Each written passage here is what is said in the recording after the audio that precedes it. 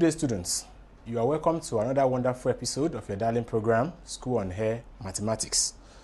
Today, we shall be looking at another fresh topic, which is longitude and latitude. Today, by the special grace of God, we shall look at what longitude and latitude entails as a topic in mathematics.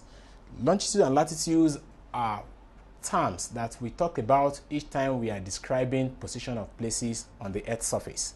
And as we know, and perhaps as we have learned in some other sciences, that the shape of the Earth is spherical.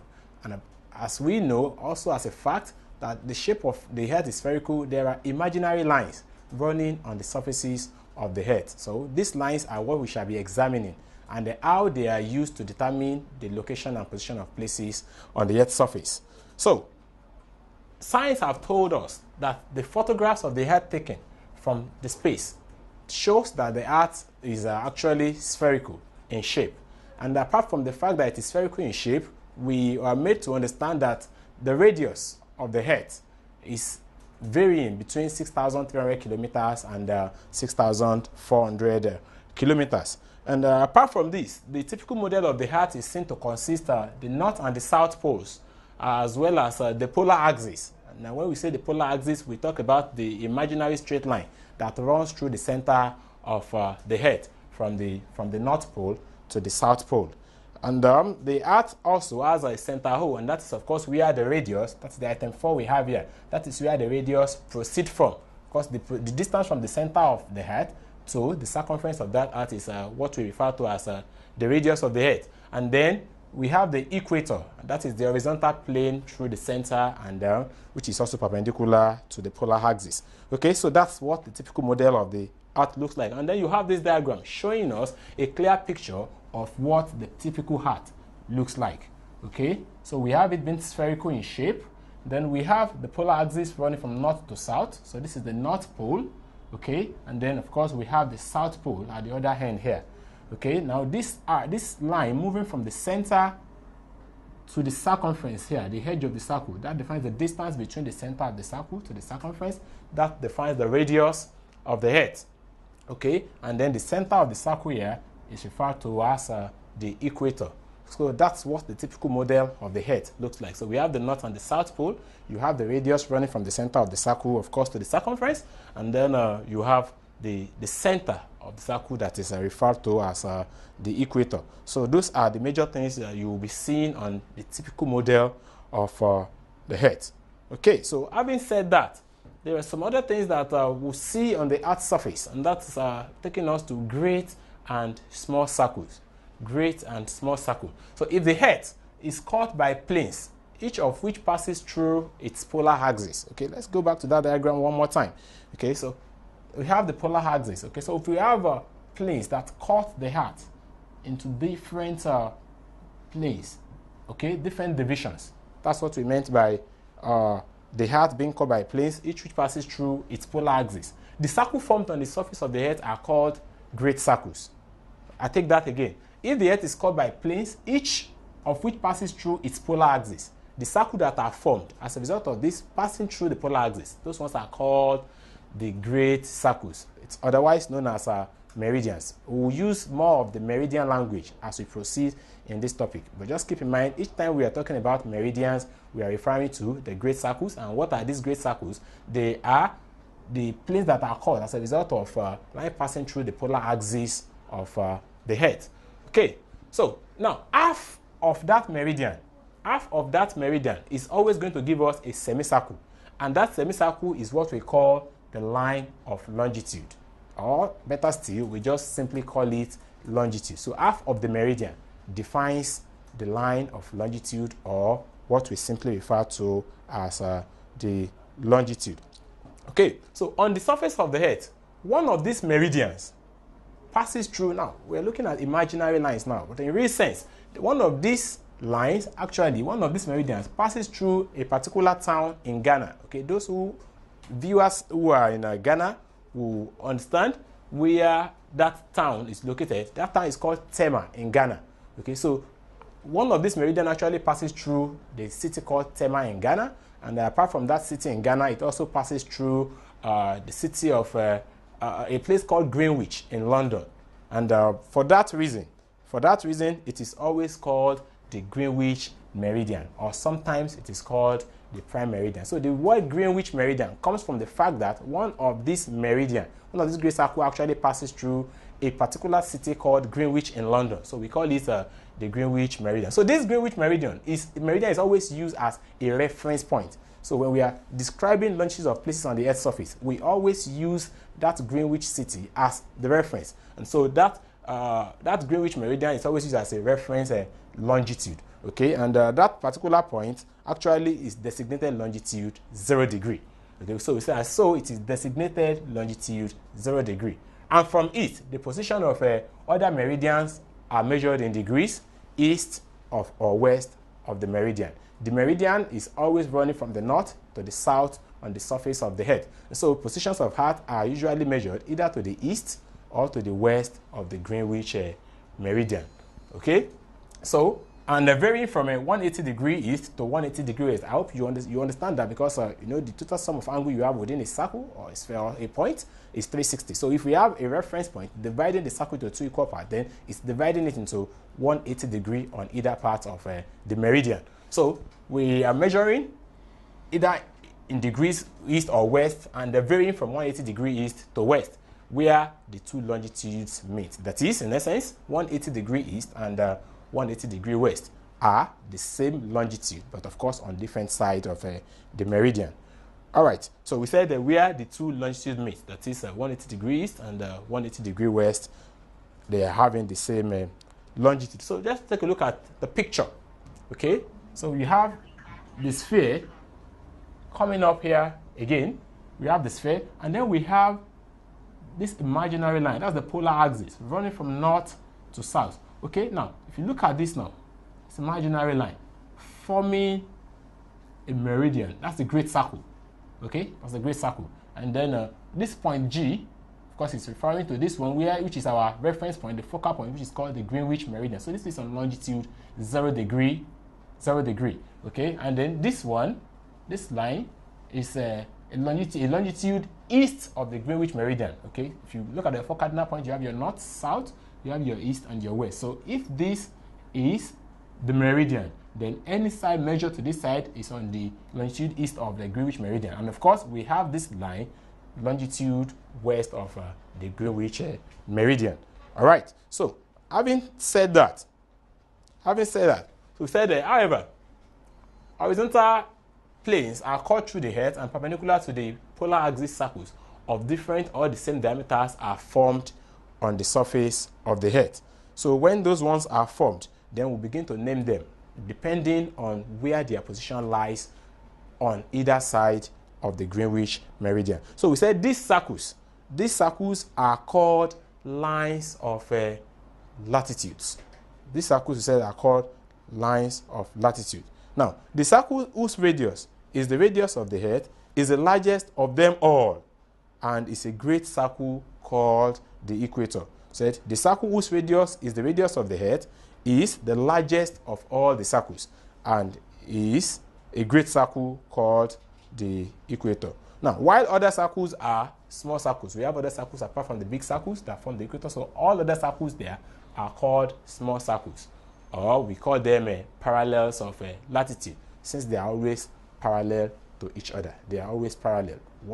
They are always kind of concave to the equator. So one moving up, the other one moving down. So we call them parallels of latitude. All right, now, so take a look at this. We have a sphere like this, picturing the shape of the Earth. And then, of course, we have the big circle here. The big circle here, which pictures what? The equator. That's the center of the circle, the center of the Earth. And then we have a latitude here. So these latitudes, actually, they are always running from east to west. They are imaginary lines running from east to west, okay, of the circle. So we have this as a small circle. We also have this one here as a small circle. So we say this is a latitude north of the equator, because this is the equator here. So we have this north of the equator. And then we have this one being south of the equator. We say it's on the south of the equator. So this and this are actually small circles, while the equator is a big circle running from east to west of the sphere.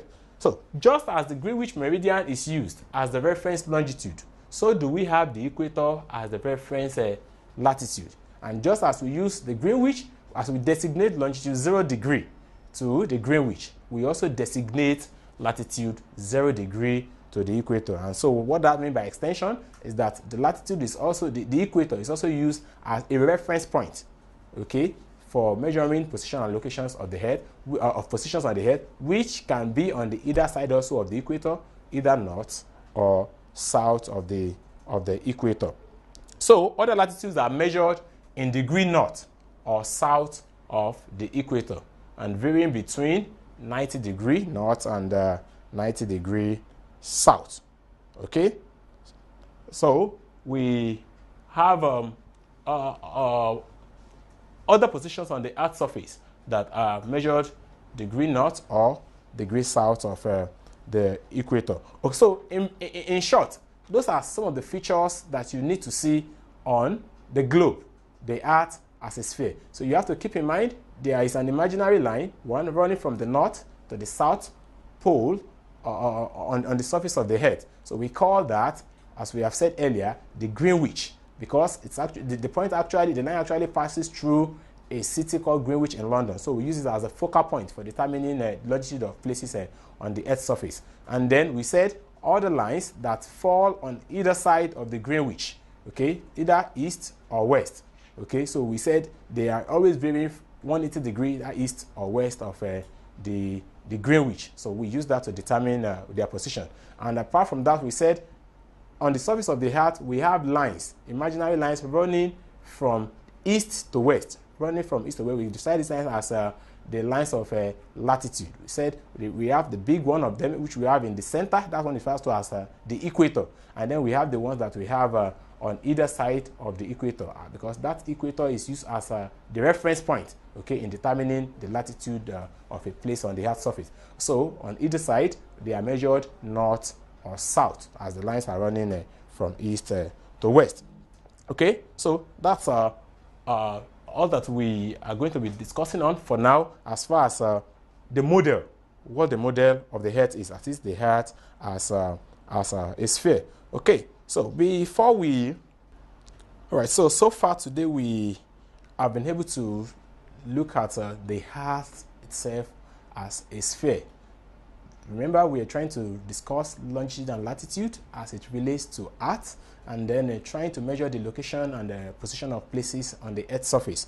And then we said, keeping in mind that the photographs of Earth taken from space reveals that the Earth is spherical, and then not only that, it tells us that the radius of the Earth is about 6,300 kilometers to 6,400 kilometers. That's an approximate value anyway.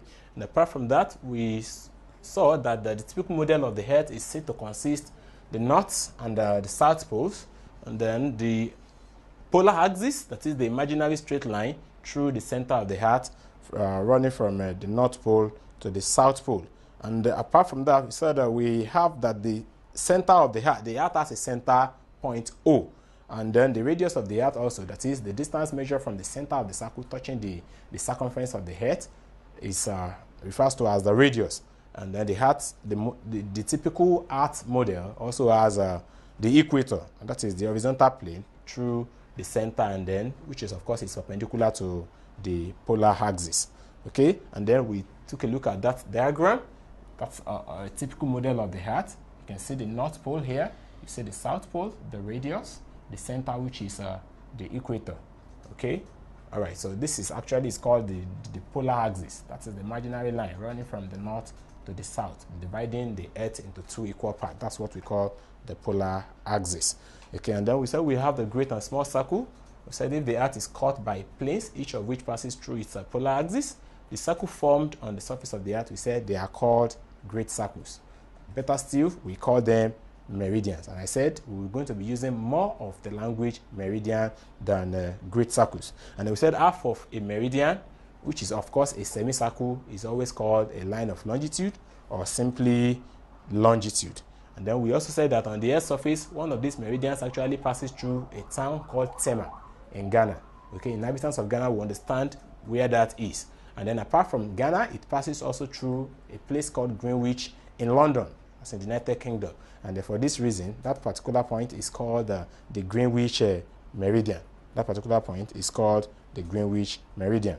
Okay, so this Greenwich meridian is sometimes also called the prime meridian. Then we said the Greenwich meridian is used as a reference longitude. Okay, and then we said apart from the fact that it's used as a reference longitude, it is designated longitude 0 degree. And then from that position, other meridians, the position of other meridians, east or west of the Greenwich can be determined. And then we said so we have that circle showing where the Greenwich meridian is, and then where we have other positions east and west of the Greenwich meridian. So apart from that, we also said that the horizontal places are cut through the Earth, and then when they are perpendicular to the polar axis, circles of different or the same diameters are formed on the surface of the Earth. And when that happens, the circles that are formed, they are called lines of latitudes. And then these circles whose radius is the radius of the Earth is the largest, that one is called the equator. And then the other ones that are small circles are called parallels of latitude, since they are parallel to each other. So you have that diagram showing it, the equator and then the parallels of latitude that you have there. Okay, so we said just as we use the Greenwich as the longitudinal reference, we use the equator also as the latitudinal reference. So we designate it latitude 0 degree. Okay, so we said other latitudes are measured degree north or south of the equator, and they're varying between 90 degree north and 90 degree south. Okay, so that will be all about the typical model of the Earth for today. And before I leave you, I want you to just, as a manner of testing yourself, explain the following terms as it relates to the shape of the Earth, longitude and latitude. So the first one is the great circle. And then the second one, you have the small circles. Then you also to explain what a polar axis is, the equator, as well as the radius of the Earth. That shouldn't be much of a poster to you. So I will expect that you send your responses to the address that rolls just below your screen. So that's the much that the time will permit us to take on this episode. I will be seriously looking forward to meeting you on a fresh episode. So that's it for today. Bye for now, and God bless.